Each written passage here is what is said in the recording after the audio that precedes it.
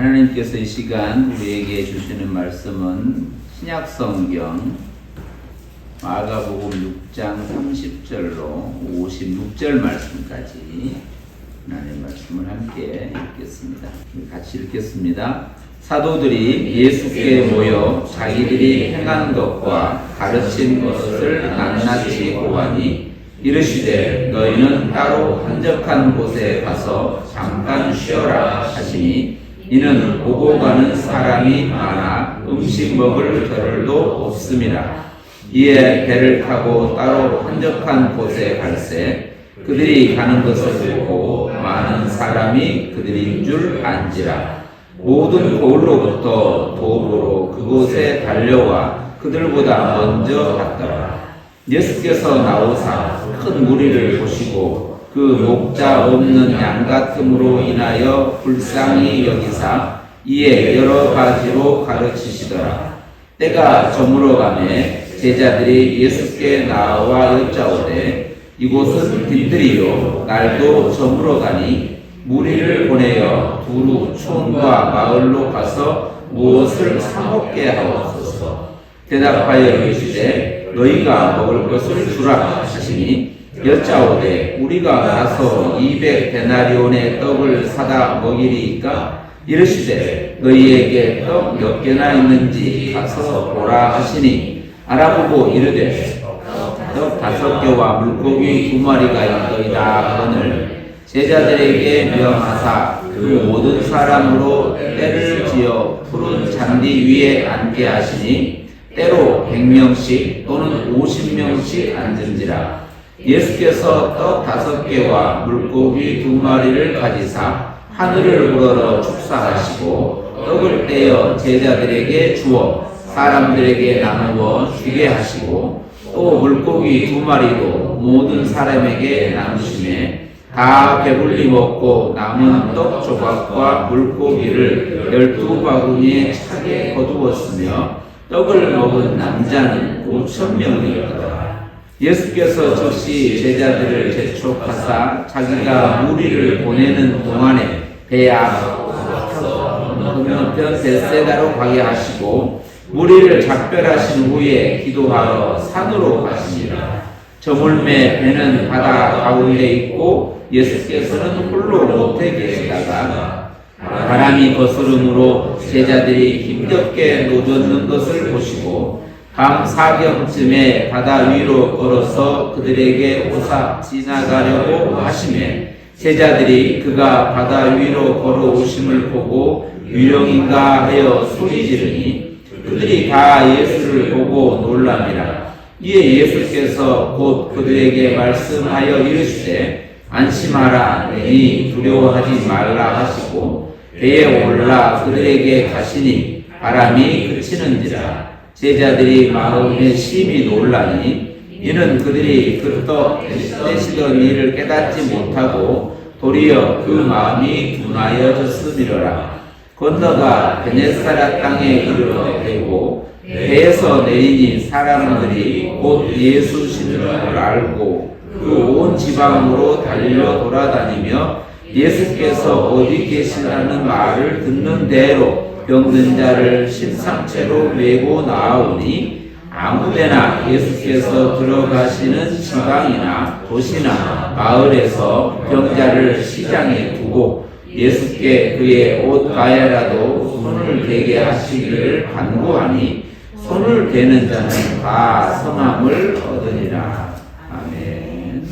지난 한 주간 동안 이렇게 말씀을 깊이 묵상해보는 말씀으로서 5장, 6장의 내용은 여러 이야기의 사건들이 이렇게 하나씩 나열되어 있습니다.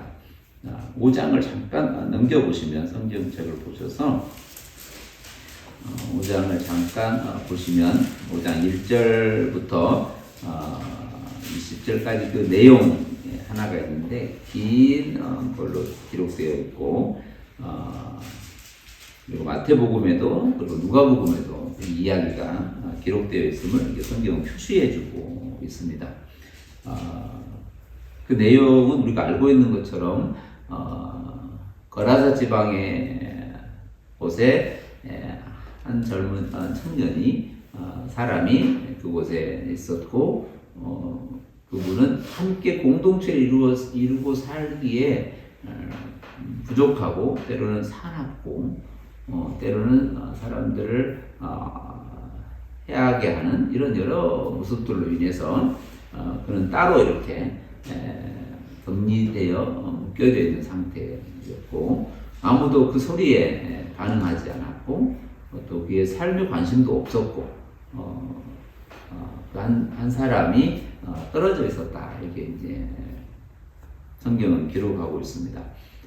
그런데 그 사람의 형편을 이렇게 쭉 설명을 하고 있는 게 5장 1절로 그 앞에 내용이고 얼마나 오랫동안 그리고 얼마나 긴 시간 동안 또 어떤 형태로든 있는지는 아무도 모르고 그리고 그것이 얼마나 되었는지 그리고 어떤 형편이 있었는지라는 그 자체보다는 그가 그렇게 사람들의 기억에서 잊혀져 가고 있었고 그는 성경의 해석자들로 보면 어느 곳에서 꿈을 갖고 그 거라사라는 큰 도시로 와서 자기의 꿈을 펼쳐보려고 시작했던 한 사람이 그곳에서 어떤 연유로 인해서 수많은 고통과 그리고 많은 것을 잃게 되는 그 상황이 됐고 그리고 그의 정신과 그의 삶 전체가 다 피폐해지는 상황이 됐습니다.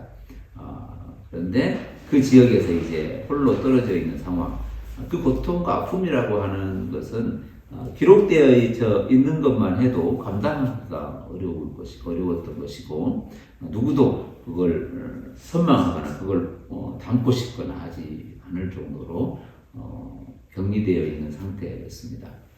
그곳에 예수님께서 일부러 그 한 사람을 향해서 그 바다를 건너 갈릴리 바다를 건너서 넘어오는 그런 모습을 그리고 있습니다. 우리 5장, 6장의 한 주간 동안 이 말씀을 읽으면서 오늘 그리스도인은 어디에 서 있는가 또 교회라고 하는 공동체는 어디에 있어야 하는가 그리고 그리스도인과 또 예수 그리스도의 삶을 또 그의 말씀을 듣고 또 생각하고 살아가는 공동체로서 그리고 교회로서 어떻게 해야 되는가에 대한 많은 질문을 하게 됩니다.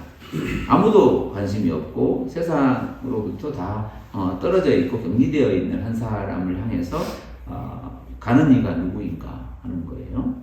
예수님은 제자들과 함께 그곳을 향하여 걸어갔고 그에게서 그의 아픔을 치유하고 회복하고 나서 그가 예수님의 치유를 하고 나서 그가 예수와 함께 이렇게 있기를 소망하는데 그에게 예수님께서 그 모든 내용을 다 치유하시고 회복하시고 나서 그 거라사 광인이라고 불려지는 이름도 없는 그 한 사람에게 예수님께서 궁극적으로 말씀하시는 메시지가 한 말씀이 있어요. 그게 5장 19절에 이야기 나오는데 5장 19절에 잠깐 보시면 그 앞에 내용은 우리가 이렇게 알고 있는 내용이고 그 많은 이야기를 담고 있는 거죠. 그 한 사람의 삶도 긴 시간 동안 어떻게 그곳까지 오게 됐는지도 있을 것이고 그리고 그 당시에 어떻게 있었는지도 있을 것이고 그 많은 얘기들을 담고 있는데 그걸 다 넘고 지나서 18절, 19절, 20절에 보시면 예수님께서 배에 오르실 때에 그 귀신 들렸던 사람이 함께 있기를 간구했는데 예수님께서 허락지 않았다. 이게 거부했다 이런 개념이 아니고 있어야 될 자리를 얘기하는데 이렇게 얘기를 해요. 그에게 이르시되 집으로 돌아가 주께서 내게 어떻게 큰 일을 행하사 너를 불쌍히 여기신 것을 내가 가족에게 알리라. 자기의 일상의 삶으로 돌아가서 예수님의 삶을 그대로 받은 대로 그 사랑을 받은 대로 그의 가족에서 그의 삶의 자리에서 그 삶을 살아가기를 원합니다. 다시 그의 본래적 존재의 삶으로 이렇게 돌려보내는 모습을 성경은 그리고 있습니다. 그걸 집으로 돌아가 이런 표현으로 쓰고 있는 것이죠. 그때에 그는 집에 돌아가서 그의 삶을 이전에 우리가 꿈꿨던 그의 삶이 아닌 예수님께서 자기를 찾아와 주셨고 자기를 이해하고 치유하시고 안아주셨고 그리고 그의 삶으로 돌려보내는 그 삶 이것을 그에게 아마 그는 성경에서는 그 전파했다 이렇게 써있는데 그 삶을로 보여주는 것이고 그 삶으로 나타냈다 하는 것이죠. 이게 교회의 모습이라고 하는 거예요. 오늘 그리스도인의 모습과 교회의 모습은 항상 이 교회 하면 양적으로 어떤 표현을 우리가 자주 하게 되는데 얼마나 큰 것인가에 대한 관심이 많지만 교회의 본질은 이렇게 예수님의 귀처럼 그의 관심인 것처럼 다른 이들에게 있어서의 그 관심과 귀를 기울여야 함이라는 것이죠. 하나님의 사랑을 받은 대로 그대로 나타내는 게 필요한 것이죠. 그 대상이 누구냐, 누구는 해야 되고 누구는 하지 말아야 되는 게 아니고 그가 들을 수 있는 자, 그가 보는 자, 그가 만나는 모든 사람들에게 그의 삶을 그대로 나타내는 모습이라고 하는 것이죠. 그게 때로는 바다를 건너야 되기도 하고 때로는 어려운 상황을 지나가기도 하지만 교회가 있어야 될 곳은 그 자리라고 하는 거예요. 그게 오늘 이 시대에 오늘 교회와 그리스도인에게 이 말씀을 통해서 하루하루의 말씀을 통해서 사건을 통해서 깊은 얘기도 있겠지만 이 뒷관적으로 보여지는 그 모습 속에서 느껴질 때 우리는 어디에 있어야 되는가 이 질문이라고 하는 것이죠. 그리고 그 사건 이후에 21절부터 43절까지가 두 개의 사건을 이렇게 결합해서 하나를 보여주는데 예수님께서 그 거라사 광야 사건 이후에 바다를 건너왔을 때 회당장 중에 한 사람인 야이로가 자신의 딸의 고통과 아픔을 아버지로 끌어안고 예수에게 달려와 무릎을 꿇고 예수님에게 당신의 딸을 치유해달라고 이렇게 얘기하는 것이죠.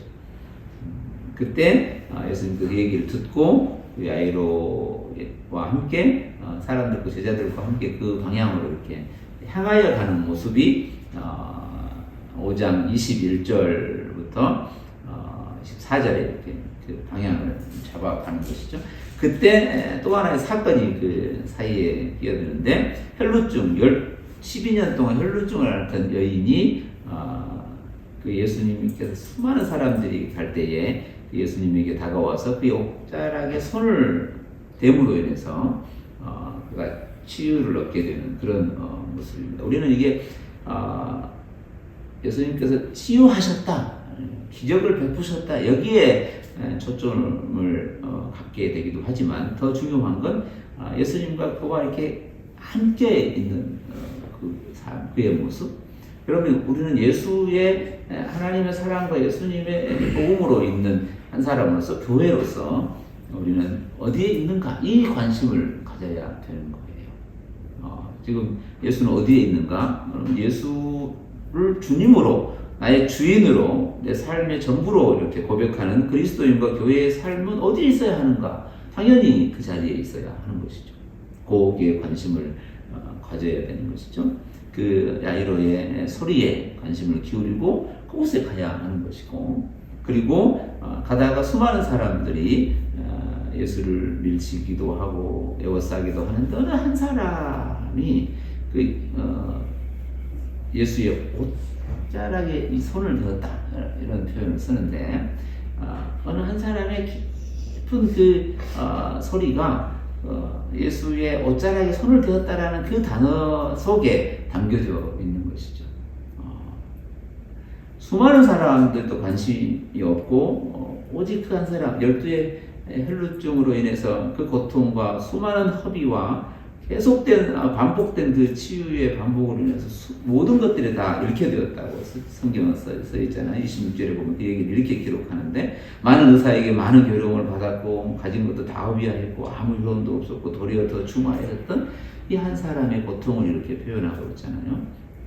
그가 예수와 그 세밀한 만남을 가졌던 모습을 목가에 손을 대었다 이렇게 표현을 하고 있는데 그때에 이 성경은 우리가 생각하기 좀 어려운 단어를 얘기를 하고 있는 건데 예수님께서 그 능력이 자기에게서 나간 줄을 스스로 아셨다 이 얘기에 대한 기록이 있는데 이 마가가 이 사건을 기록할 때 이게 무슨 뭘까? 예수님의 몸에 옷에 손을 대는데 능력이 나갔다. 이게 어떤 것일까에 대한 질문이 필요하잖아요. 수많은 얘기를 또 가지고 나눌 수 있겠지만 우리가 앞에서 거라사 광인이든 야이로의 딸이든 또 오늘 헤로징에 앉은 여인 예수님의 그의 삶에서 그의 삶의 이 시간의 연장에서 그에게 그의 모든 것들이 쏟아져 나아가는 것으로 표현되고 있는 것이죠. 이 능력이 나갔다 해서 예수님 능력이 요만큼 있는데 이제 한 3% 나가가지고 한 97%밖에 안 남았다 이런 얘기가 아니라 그에게서 그가 간절하게 기다렸던 자기에게 성심성의껏 자기의 삶에 어떤 관심을 갖고 사랑을 그렇게 갈구했던 그 여인에게 이 세상에서는 한 번도 경험하지 못했던 그 예수의 사랑을 경험하게 됐다는 거예요. 하나님의 사랑을 경험하게 됐고 하나님의 그 은혜를 경험하게 됐고 하나님께서 베푸신 그 사랑이 그와 만나는 통로가 되었다 하는 것이죠. 오늘 이 여인이라고 한 사람과 그리고 그의 삶의 전체와 그리고 예수의 이 만남을 우리는 또 들여다봐야 하는 거예요. 교회라고 하는 곳, 예수를 품은 자로서 교회 공동체라고 불러지는데 그 교회의 공동체가 세상과 다르게 세상이 만들어 놓은 그 어떤 것과 다른 하나님의 사랑을 그대로 아무 대가 없이 받은 교회로서 공동체로서 동일하게 그 하나님의 사랑을 그리워하고 갈구하는 세상의 수많은 한 사람 한 사람들에게 그 교회가 가지고 있는 그 하나님의 사랑이 어떻게 나누어져야 되는가에 대한 고민이 있어요. 모든 곳에서 지나왔는데 그가 다진 그 옷자락, 그가 손에 다진 그 옷자락의 그 모습처럼 오늘 수많은 사람들에게 교회는 바로 그런 곳이 되어야 하는 거예요. 어딘가에 간절히 손을 뻗고 싶은데 다 멀리 떨어져 있고 다 멀리하고 있는 그곳에 교회라고 하는 공동체에게 그래도 마지막 하나의 손을 닿고 싶은 곳이 교회가 되어야 하는 거예요. 그게 하나님께서 이 땅에 당신의 몸이라고 붙여진 교회를 세워두신 하나님의 은혜라는 거예요. 다 피하고 다 아니라고 하고 다 다른 얘기로 하고 있을 때 누군가가 그래도 거기에 손을 대고 싶은 그 대상이 교회가 되어야 하고 그리고 세상이 찾고 싶은 그 다른 어떤 만남을 기다리고 있던 그 한 사람의 손끝이 닿아지는 곳이 곧 교회가 되어야 한다는 거예요.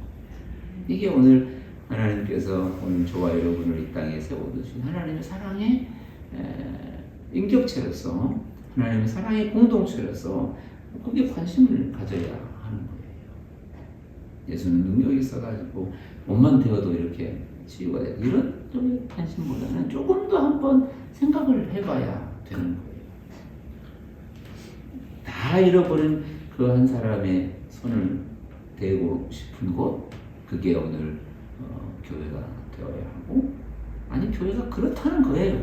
안 되면 큰일 나고 이런 얘기보다는 교회가 그런 곳이라고 하는 사실을 깨달아야 한다는 거예요. 그때에 예수님께서 그에게 이런 표현을 써요. 5장 34절에 예수께서 이르시되 딸아 내 믿음이 너를 구원하였으니 평안히 가라 내 병에서 놓여 건강할지어다. 오늘 이 교회가 이 세상에 이 평안을 샬롬을 사랑을 얘기할 수 있는 공간이 되어야 하는 거예요. 이게 얼마나 커졌느냐, 이 대단한 능력을 바라가 아니고 오늘 그 한 사람이 진짜 듣고 싶어하는 들어야 될 그 메시지, 내 믿음이 너를 구원하였고 너는 평안히 가고 내 삶에 더 이상 그걸로 고통받지 않아도 된다라는 이 메시지를 교회가 나눌 수 있어야 하는 거예요.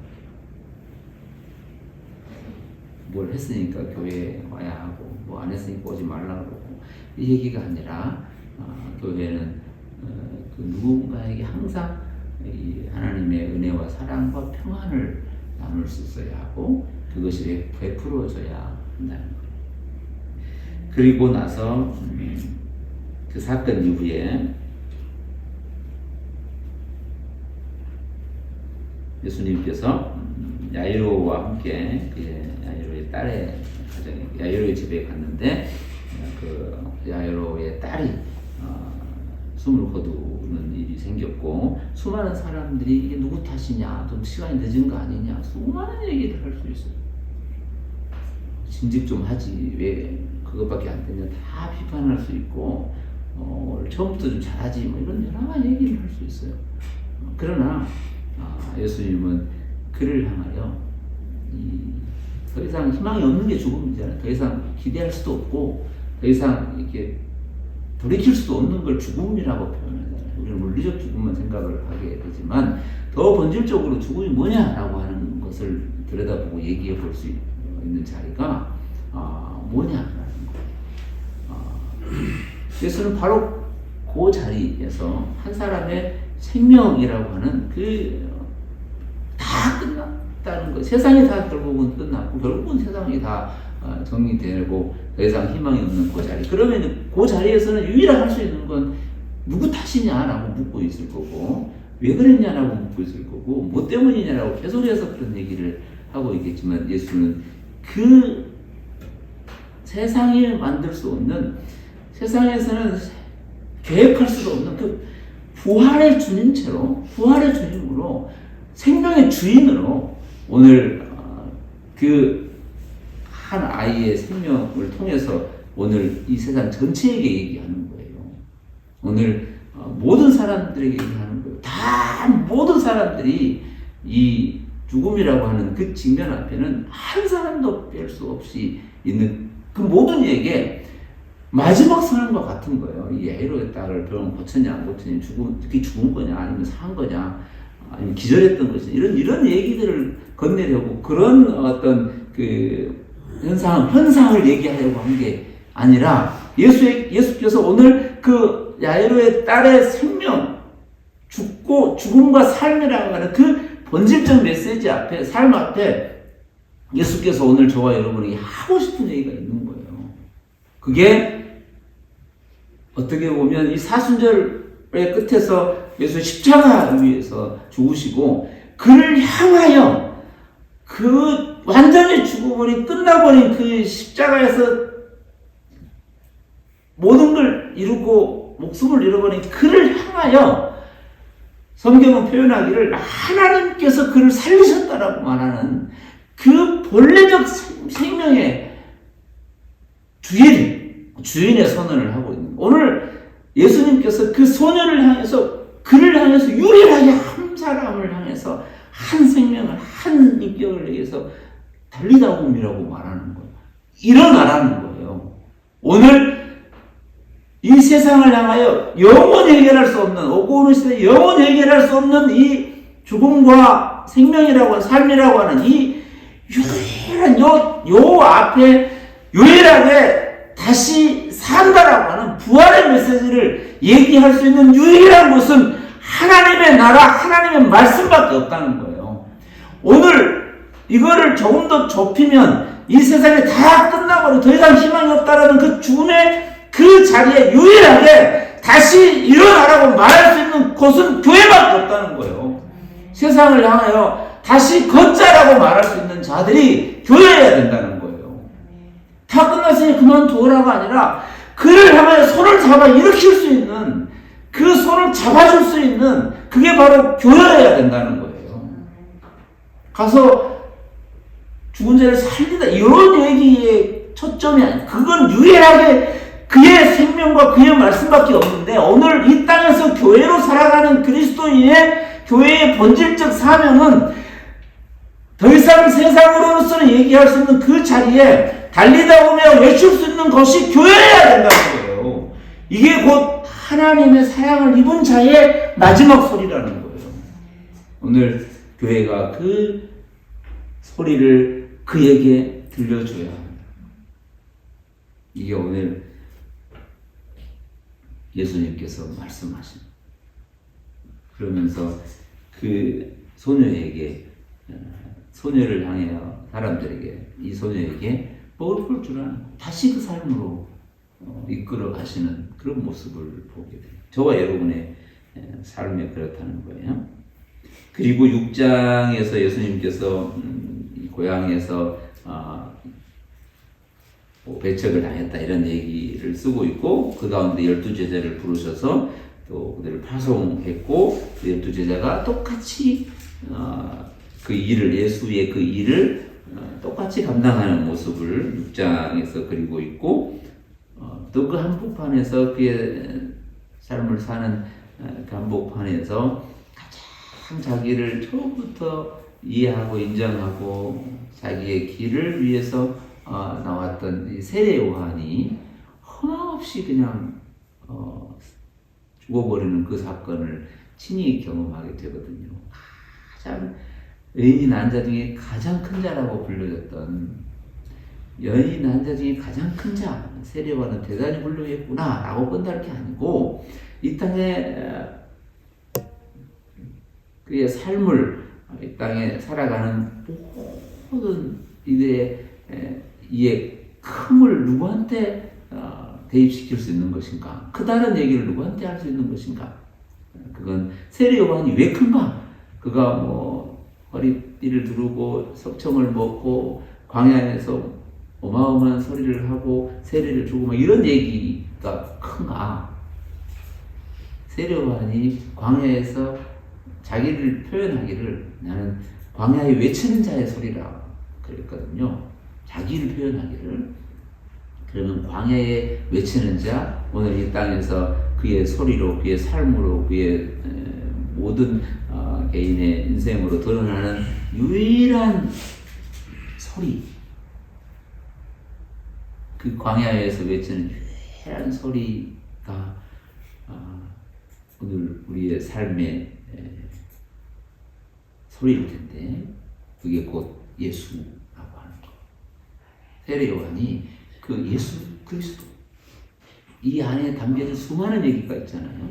그의 삶도 있고, 그의 말씀도 있고, 그의 십자가와 부활도 있는 그 예수라고 하는, 그 하나님 우리를 저희 주에서 구원하신다는 그 예수라고 하는 그 복음의 소리, 그 소리를 낸 자가 곧 큰 자라는 거예요. 오늘 저와 여러분이 곧 그 소리를 내는 자로 이 땅에 있는 거예요. 하나님의 사랑을 내는 자로 오늘 그 일을 하고 계시는 거예요. 오늘 그 사랑을 입은 자로 그 소리를 내는 자, 예수로 산 자, 예수를 드러내는 자, 하나님의 사랑을 나타내는 자로 오늘 저와 여러분은 그곳에 그 일을 그들과 함께 감당하고 있는 거예요.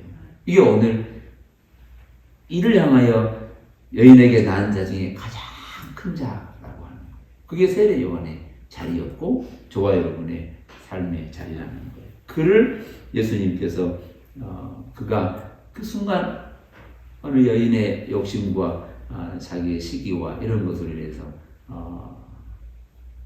감옥에서 형장으로 죽어버리는 그런 사건을 성경은 기록하고 있고, 그 사건 이후에 마가는 오병이어의 얘기를 펼치고 있습니다. 오병이어 사건은 우리가 알고 있는 것처럼 보리떡 5개, 물고기 2마리라는 이 오병이어 이야기의 사건 속에서도 우리가 교회의 자리가 어디인지, 그리스도의 자리가 어디인가 하는 거예요. 수많은 사람들이 예수님을 따라왔고, 예수님에게 왔을 때 빈들에서 더 이상 먹을 것이 없는 그 허기진 그 자리에서 남자만 5,000명이라고 불려졌으니까 약 얘기하면 2만 명 좀 된다고 표현을 하는데, 그들에게 제자들이 이들을 빨리 보내서 어딘가에서 자기의 허기진 상황을 해결하게 하라, 이렇게 예수님께서 예수님께 하니까 예수님께서 그들에게 이런 말을 씁니다. 6장 36절에 보면 제자들이 이렇게 말을 해요. 여기는 빈들이고 저물어 가니까 무리를 보내서 두루 총과 마을로 가서 무엇을 사 먹게 하옵소서라고 말하니까 예수님께서 대답하시기를 37절에 보면 너희가 먹을 것을 주라 이랬어요. 오늘 예수님에게 얘기할 수 있어요. 세상은 이렇게 날이 저물고 더 이상 어렵고 힘든 이 상황에서 하루빨리 이렇게 좀 더 나아지고 더 풍성해지고, 좀 있는 사람들이 없는 사람에게 나눠주고 이렇게 어떻게 하라고 좀 이렇게 말씀할 수 있잖아요. 교회도 그럴 수 있고, 교회가 마이크를 잡고 정책을 만드는 수많은 사람들에게 얘기할 수 있어요. 그리고 지금 이 총선이라고 해가지고 다 해주겠다 그러고 이렇게만 하면 그분들이 내놓은 정책으로 보면 대한민국은 세상에서 1위 국가가 되기 부족한 나라가 될 정도로 엄청난 것들이 많이 나오잖아요. 그러니까 교회가 정책 투표를 잘 만들어가지고 이렇게 하시고 저렇게 하시고 할 수 있어요. 해야 되는 거고, 거기에 제시도 필요해요. 그런 생각도 많이 해야 되고, 어떻게 하는 게 정해진 예산을 잘 나누어서 많은 이들에게 골고루 쓰여지게 할 것인가에 대한 촘촘한 분석도 필요해요. 그런데 더 중요한 건 제자들이 그대로 말한 것처럼 빈들이고 날도 저물었으니까 가서 각자 잘 선물해서 빨리 시간을 줘야지 이게 데리고 있으면 어떡합니까? 라고 합리적이고 이성적으로 얘기할 수 있어요. 그런데 예수님께서 말씀하시는 게 있어요. 그렇게 말하는 제자들에게 야, 니들이 먹을 거 줘라.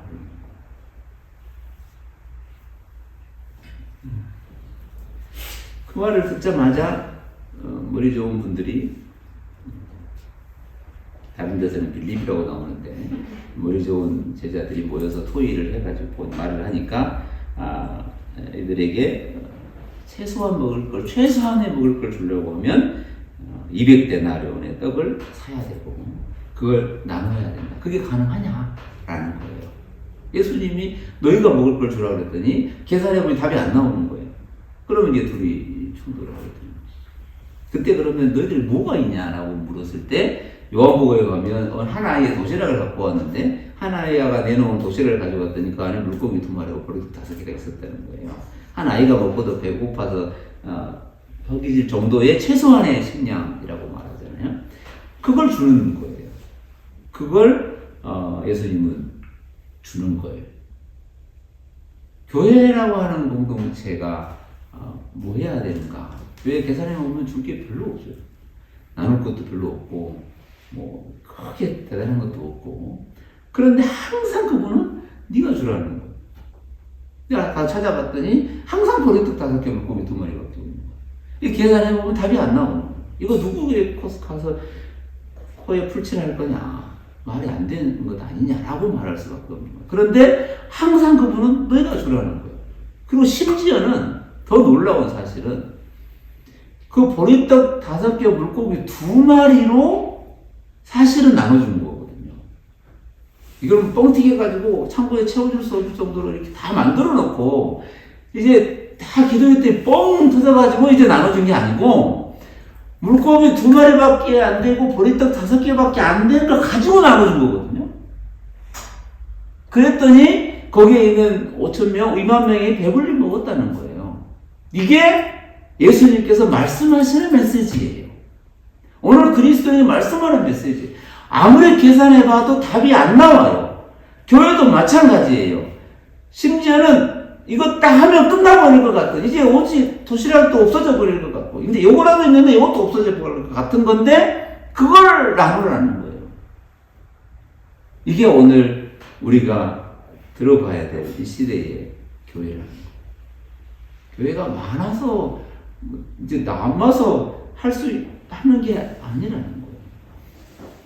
있는 것이 뭔지를 확인하고, 그것으로 나누고, 그걸로 함께 하는 것. 더 중요한 건 너희가 먹을 것을 주라는데, 먹을 것을 배불리 먹이라는 데 초점이 있는 게 아니고, 너희가 있는 것으로 그들과 함께 있으라는 거예요. 이게 오늘 교회의 자리라는 거예요. 지금 부족하기도 하고, 모자라기도 하고, 연약하기도 하고, 없기도 하고, 답이 없는데, 있는 그대로 그들과 함께 있으면 된다는 거예요. 그들이 곧 거라사 광인이기도 하고, 그들이 곧 야곱의 딸이기도 하고, 그들이 곧 혈루증 앓은 12의 혈루증 앓은 사람이기도 하고, 그들이 곧 심지어 예수를 배척하는 그 지방의 한 사람이기도 하고, 그들이 수많은 사람들이 나와 관계없는 사람이기도 하고, 그 누구인지는 모르지만 내가 있는 그 자리에서 그것으로 그 시간에 그와 함께 있는 그들이 곧 주님께서 교회에 붙여준 사람일 거라는 거예요. 이게 오늘 저와 여러분의 자리라는 거예요. 교회가 있어야 될 자리는 훌륭한 사람이 되고 난 다음이 아니고, 오늘 저와 여러분이 있는 그대로, 오늘 내가 누구를 만나든지 그가 곧 주님께서 오늘 나로 그에게 사랑을 베푸시고자 하시는 하나님께서 보내주신 하나님의, 우리를 통하여 보내주신 하나님의 사랑의 전달자라고. 이게 오늘 교회가 되기를 바라는 거예요. 오늘 어느 교회든지 어느 개인이든지 오늘 이 5장 6장에서 나오는 이 사건에 벗어나 있어야 될 교회는 없고, 하지 않아도 되는 개인은 없고, 할 필요가 없는 개인도 없고, 그렇게 할 수 있는 능력이 없는 교회도 없다는 거예요. 모두가 다 모아보면, 모든 교회든 다 모아보면 반드시 오병이어는 반드시 있는 거예요. 그게 커냐 작냐 아니에요. 커도 아무리 큰 걸 나눴더라도 그건 오병이어예요. 그리고 아무리 못 나눠도 그건 오병이어예요. 왜냐하면 그것의 본래적 주인은 하나님이라는 거고, 본래적 주인은 예수 그리스도라는 거예요. 그것을 실제로 행하시는, 그걸로 행하시는 분은 하나님이시기에 그와 함께 있으면 되는 거고, 그와 함께 그걸 나누면 되는 거예요. 그게 계산해보니 라고 하는 거예요. 계산해보니 2만이라는 거지, 2만 명이 뭐냐라는 게 아니고, 그걸 계산해보니 한 사람이 곧 2만의 숫자인 거고, 그의 삶이 곧 그가 된 거예요. 그게 숫자 5,000명 모여야지 2만 명 넘어야지가 목표가 아니고, 오늘 그게 나누어지는 건 항상 오병이어로, 그리고 받는지는 항상 배부름으로, 그리고 그 대상은 항상 2만으로, 오늘 저와 여러분의 이 은혜가 항상 있는 거예요. 요거밖에 안 됐다가 아니고 그걸로 행하시는 거예요. 겨자씨 하나로 산을 옮기는 분이시라는 주님이시라는 거예요. 이게 하나님의 은혜라는 거예요. 부스러기 같은 것으로 저와 여러분의 부족한 삶으로, 드러날 것도 없고 자랑할 것도 없고 알려진 것도 없는데, 그 삶으로 하나님은 그 일을, 하나님의 나라의 놀라운 일을 행하시더라는 거예요. 오늘 교회가 그 사랑을 품은 자로 오늘 저와 여러분의 삶에서 그렇게 은혜 안에서 기쁨으로 잘 살아가셨으면 좋겠습니다. 우리 찬송가 94장 함께 보겠습니다.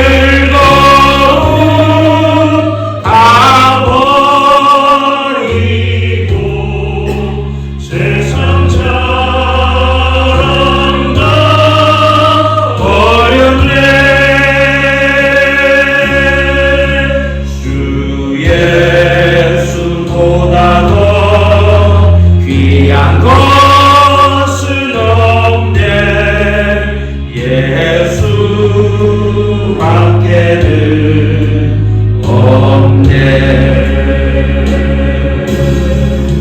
주 예수보다 더 귀한 것은 없네. 이 세상 명예와 바꿀 수 없네.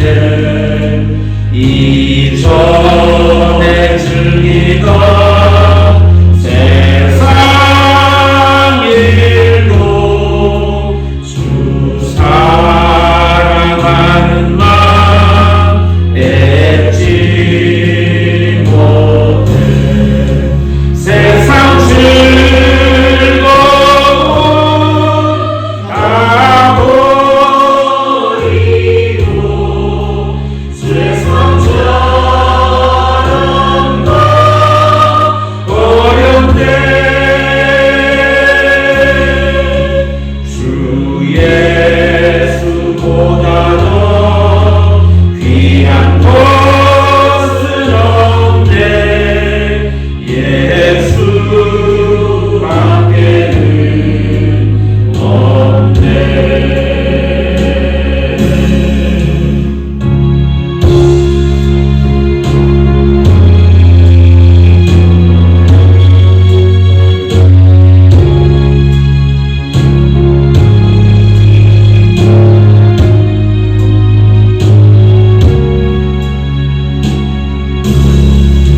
주 예수보다 더 귀한 것은 없네. 이 세상 행복과 바꿀 수 없네.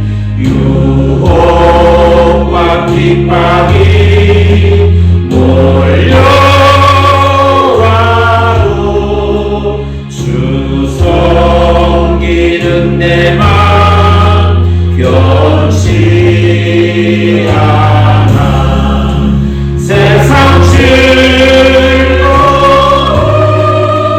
다 버리고 세상 자랑 다 버렸네. 주 예수보다 더 귀한 것은 없네. 예수 밖에는 없네.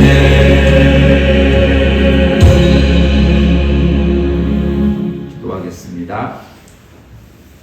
예수님을 우리의 주님으로, 우리의 삶의 전부로 품은 그리스도인으로 이 땅을 살아가도록 인도해 주시는 하나님 아버지 감사합니다. 하나님의 은혜로 세워진 교회 하나하나가 하나님의 사랑을 세상 끝에서 그분들과 만나는 그 시간과 그 자리가 되게 하여 주옵소서. 그들이 마지막 다하지는 그 자리가 교회가 되게 해주시고, 그들이 들어야 될 그 소망의 소리를 듣는 유일한 곳이 교회가 되게 하시고, 하나님의 사랑이 세상 끝까지 증거되어지는 복된 통로가 되게 하여 주옵소서. 비록 가진 건 작고 부족하고 모자라지만 그것이 언제나 오병이어처럼 하나의 도시락에 담겨져 있는 한 끼의 식사처럼 작아 보이지만, 또 그것이 먹고 나면 없어질 것처럼 보이지만, 그것이 나눠지고 그것이 함께 되어지는 곳에 있을 때에 하나님의 손길에 들려져 그게 5천이 되고 2만이 되고 모든 사람이 되어지는 하늘의 놀라운 역사가 있게 하여 주옵소서. 한 사람 한 사람의 삶이 그렇게 되게 하시고, 교회가 그렇게 되게 하셔서 그곳에 언제나 예수 그리스도 십자가와 부활, 복음의 놀라운 소식만 있게 하여 주옵소서. 하나님의 사랑이 세상 끝까지 펼쳐져가는 놀라운 삶이 되게 하시기를 간절히 소망하며, 더 나아가 하나님이 세우신 작은 공동체들이 그들의 삶으로 하나님의 뜻을 드러내는 복된 통로가 되게 하여 주옵소서. 이런 어려운 시대를 지나고 있습니다. 이 시대에 꼭 필요한 이에게 작은 것을 나누어지는 시작이 되게 하시고 하나님의 놀라운 것을 보며 찬양하는 놀라운 시대가 되게 하여 주옵소서. 우리와 늘 함께 하시는 하나님을 찬양하며 사랑 많으신 예수님의 이름으로 간절히 기도하옵나이다. 아멘.